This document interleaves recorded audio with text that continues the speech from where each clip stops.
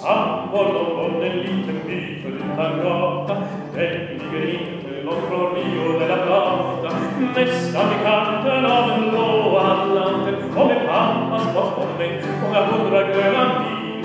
Dit kom jag innan en afton i april. För jag ville dansa tango. Dragspel, fiol och mandolin. Hördes från krogen och i salen steg jag in. Där på bänken i mantil var med och ros. Vid sin kvart satt den bemålande lilla Carmencita. Mamman grevinnan satt i roll och tog min rit för min pistol och min mantol. Jag gav upp på Carmencitas trasiga gracia signor. Vad som var jag cenando. Carmencita, min lilla vän, håller du av mig igen? Får jag tala med din pappa och din mamma? Jag vill gifta mig med dig, Carmencita. Nej, då Fritiof Andersson, ta mig till Sambor.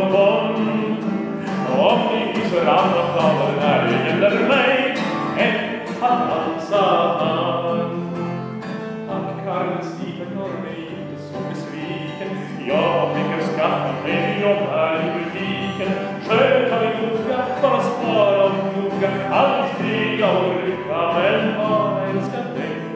Säg Carmencita, det är ändå blott med mig. Säg som du dansar han. Nej, Fritiof, ni förstår musik. Men jag tror inte ni kan så i en butik. Och förresten sa min pappa just idag att han visste väl så snart skulle bli att till hans dotter.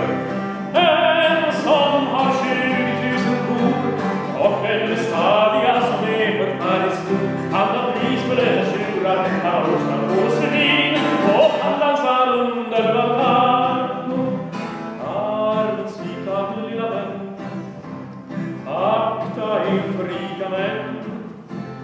Lyckan den bor ej i kallar och den kan inte heller köpas för pengar. Men kärlek gör er rik. Skaffa mig en jobb i en butik.